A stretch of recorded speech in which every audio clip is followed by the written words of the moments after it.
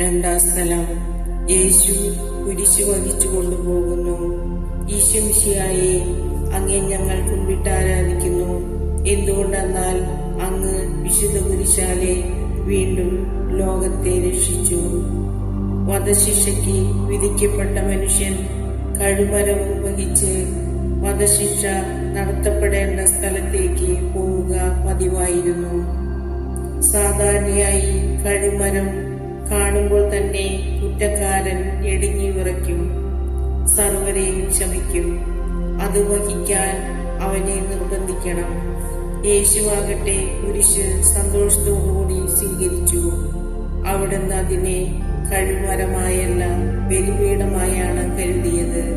നിങ്ങൾ എന്റെ ശിഷ്യന്മാരാകാൻ ആഗ്രഹിക്കുന്നുവെങ്കിൽ നിങ്ങളുടെ കുരിശും വഹിച്ച് എന്റെ പിന്നാലെ വരിക. ഈശോ എല്ലാവരെയും ക്ഷണിക്കുന്നു.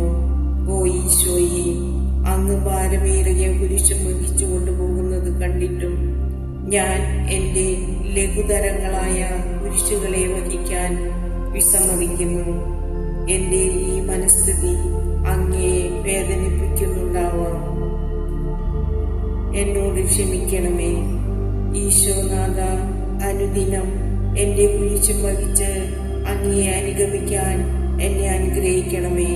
പരിശുദ്ധ മറിയമേ, എനിക്ക് കുരിശിനോട് യഥാർത്ഥമായ ഭക്തിയും തിരുമനസ്സിന് പരിപൂർണമായി കീഴ്പ്പെടുന്നതിനുള്ള മനസ്ഥിതിയും ലഭിച്ചു തരണമേ. ഓ ഈശോയെ, ഞാൻ ചെയ്ത പാപങ്ങളാൽ ഉണ്ടാക്കപ്പെട്ട ഈ എത്രയും ഭാരമുള്ള കുരിശിനെ അങ്ങ് സന്തോഷത്തോടുകൂടെ ചുമന്നുവല്ലോ.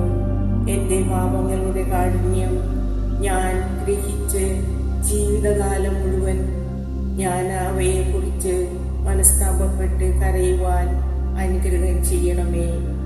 സ്വർഗ്ഗസ്ഥനായ ഞങ്ങളുടെ പിതാവേ, അങ്ങയുടെ നാമം പൂജിതമാകണമേ. അങ്ങയുടെ രാജ്യം വരണമേ.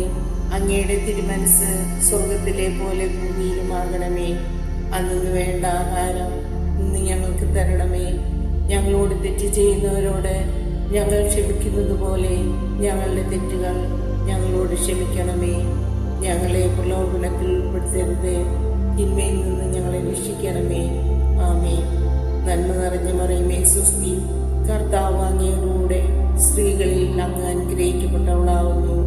അങ്ങയുടെ ഉദരത്തിൻ ഫലമായ ഈശോ അനുഗ്രഹിക്കപ്പെട്ടവനാവുന്നു. പരിശുദ്ധ മറിയമേ, തമ്പുരാന്റെ അമ്മേ, പാപികളായ ഞങ്ങൾക്ക് വേണ്ടി എപ്പോഴും ഞങ്ങളുടെ മരണസമയത്തും തമ്പുരാനോട് അപേക്ഷിക്കണമേ.